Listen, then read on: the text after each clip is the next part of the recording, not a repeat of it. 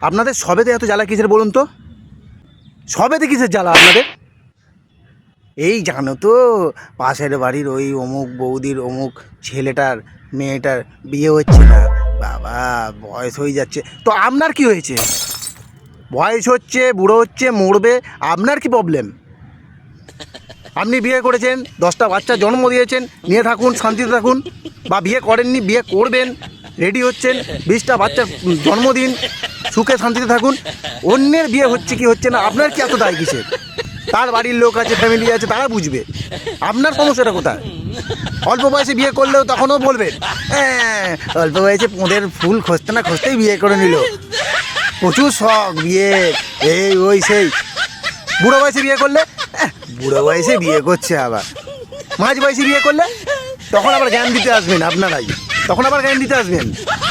এখন বিয়েটা নাই করতে পারতিস, হ্যাঁ, তোমার পরিস্থিতিতে বিয়েটা না করাই ভালো। কোন দিকে যাবে মানুষ? ঝালে ঝোলে নুনে অম্বলে টকে সবেতেই আছেন, যেদিকেই যাবে সেদিকে আপনারা রেডি খোঁটা দেওয়ার জন্য।